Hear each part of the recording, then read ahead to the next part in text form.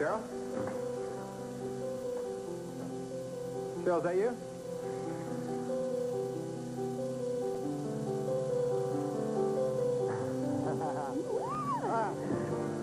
Trish. Hi. Trish. You look very happy.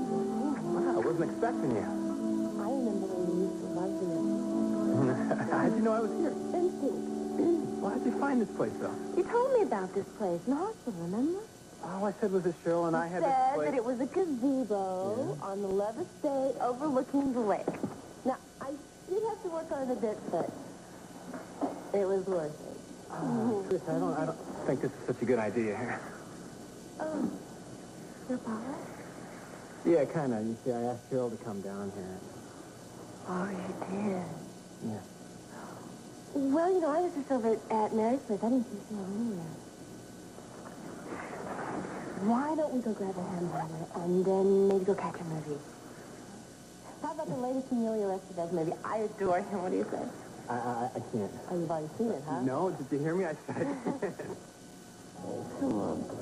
Remember when we used to go to the Venice Film Festival? Yeah? And we see 2 films back to back. I mean, we were movie fanatics, I swear. Trish, I can't go anywhere right now.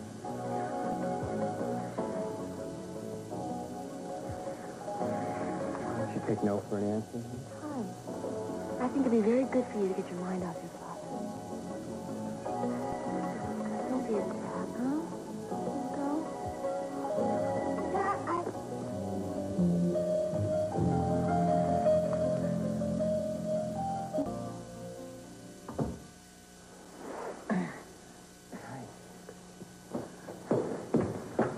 Are you awake? Yes, and I'm feeling much better. Oh, not only are you a liar, you're also incredibly stupid. Thank you. You make a terrific nurse, Mary. You're so kind. What was in your head to have made that phone call? I wanted to hear a kind voice for a change. Oh, great. Just listen to yourself. You're worse. You should be at a hospital seeing a I doctor. just need some medicine. Give me some medicine and I'll go and I won't bother you anymore. Mary, please. Give me some medicine. Are you allergic to penicillin? No, I'm not allergic to any of that stuff. You have some there? Yes, thanks to Ada. You can also thank her for cutting the phone line in the middle of your stupid call. I'll thank you later. Give me some pills. I'll get you some water. Oh, man, give me the pills. You don't, just give me the pills. You're the stubbornest man I have ever known in my entire life. He used to call me stubborn Irishman. You don't remember anything he used to call me. No. More? Later. Oh, yeah. Tuck me in like you used to do with the kids. You don't remember that either, do you? All you remember is living the Queen's life in Paraguay. You cannot blame me for my life with Reginald. It was all I knew. With a handmaiden, dancing in attendance. Yes. Yes, I had a very luxurious life, but I didn't know my life should have been any other way. Well, it was another way. Sometimes we were so poor. Once the kids were fed, there was only one slice of bread between us. You mended us girls hand me down so often. They were just one big pack. I don't know, diamonds or furs for you. All you cared about was all the best for your family. Still do. Too late. Years too late. I don't love thought of that. You stole my children's mother and my wife.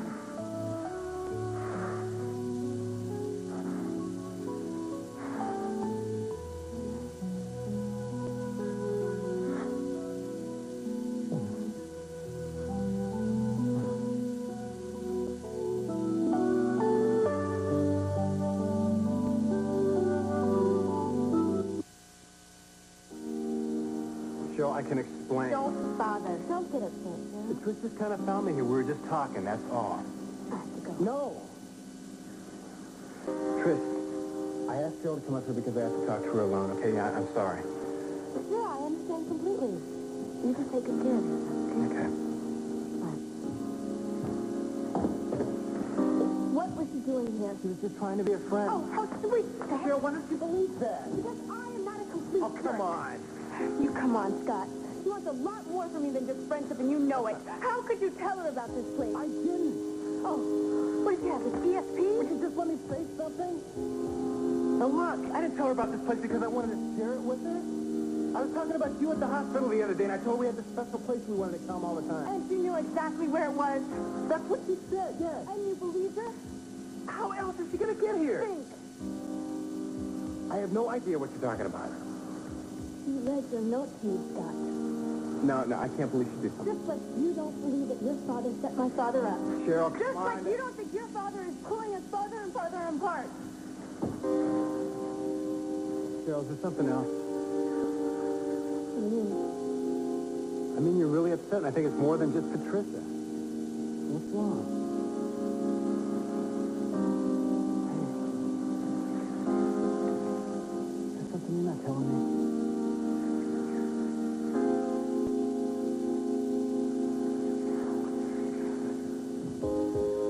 Cheryl! Tell me more.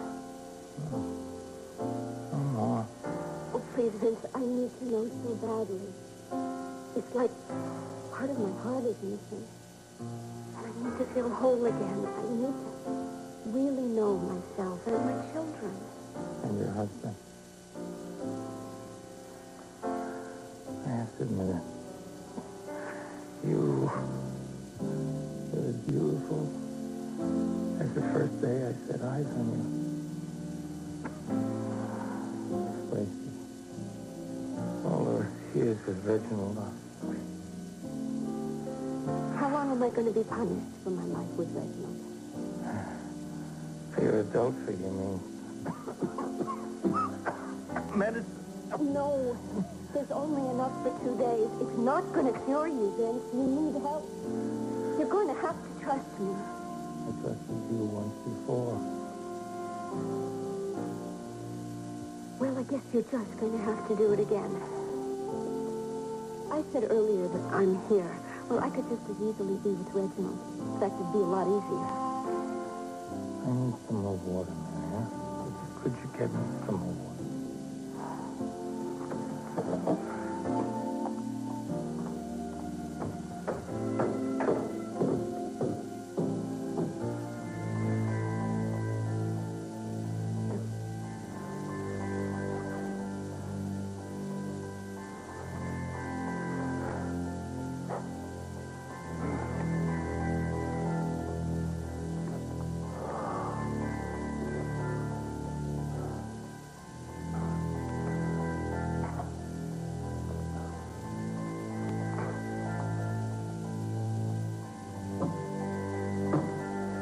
I'm getting you orange juice.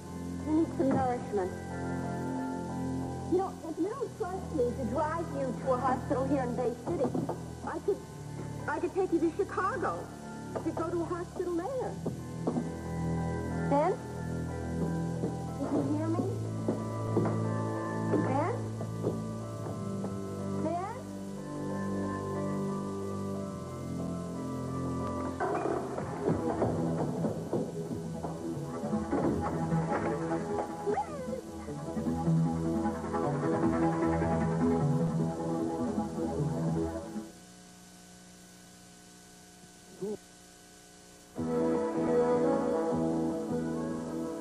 That's part of enough. Just let me explain that. There's nothing to explain. Cheryl, you got it. Come here. You got it all wrong about Trish. Now, look, it's just a big misunderstanding. Young lady, I want to talk to you. I have to go into the kitchen. You're not going anywhere till you tell me what your father said to you on the phone. Wait a minute. You talked to Vince? Come on, let's have it. Well, I don't believe this. Vince called you. You didn't tell me anything about this? You hear me, Vince? Vince? Vince?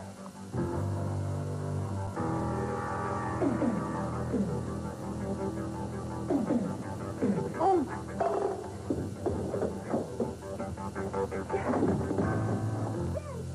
Why didn't you tell me you talked to Vince? it was a private conversation, okay? I tell you everything. I thought we were working on this thing together. We are. All right. Look, you two can settle this later. Right now, I want to talk to you, Cheryl. I have nothing to say.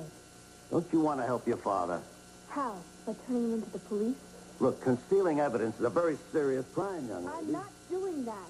All right. Did your father say anything? Did he say where he was? No, I don't know where he is. As long as really... Leave her alone, for Pete's sake. She told you everything about Vincent. She knows. Well, suppose I don't buy that, Ada, okay? No, it's not okay. What do you come around here harassing people for? I don't come around here harassing people. Now, come on, I've asked you a couple of questions. Ask her, too. Leave her alone. It doesn't matter anyway. I don't know anything. We were cut off. The lines went dead. Well, he must have said something. Something about where he was hiding out. He didn't. Don't tell me you don't believe me either. Did I say that? You don't have to. Well, then don't start jumping to conclusions, then. You don't care about Pops. All Pops right. could be really sick, Come on, and you knock don't it care off, about you him. two, will you? Wait a second. You just said he could be really sick. I think it's best if you tell Mr. Delaney the truth here. What? You know, he could need medicine or a doctor. You just want him arrested. I would rather see him arrested than dead, yes. Pops is not going to die. You just said he sounded really sick over the phone. He's not that sick. How do you know that? You know what, I think the best thing you can do is tell Captain Delaney what you know. Well, that makes a lot of sense. You think my father's guilty. Now, you're not listening to me. You never cared about Pops. You just wanted to help your father put him away, didn't you? Just like the police. You are did. way off, Cheryl. I really believe you. Cheryl. Now, look, the longer your father stays a fugitive, the tougher it's going to be on He him. didn't do anything. He's innocent. All right, then let him come in and tell us that. Why? So you can lock him up at door with a key? Why don't you question Reginald Lowe? Because he's not a suspect. He didn't do anything. He's the one that got stabbed. You are just a traitor. Oh, come on. All this time, you were just pretending to be looking for the truth. I told you I'm not taking sides here. You are nothing but Reginald Love's boy. No, you're not listening. Stop. Take it easy. Just take it easy. She's very, very worried about Vince. Ada. Now, look, they can rant and rave all they want here, but I'm going to find Vince McKinnon one way or another.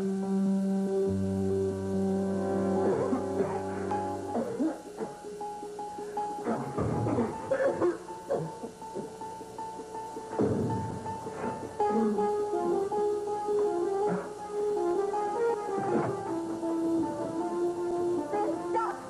No! Come on, get out of No, here. I won't let you do this! Get out of here. Mary. Stay out. Mary, get out of the truck.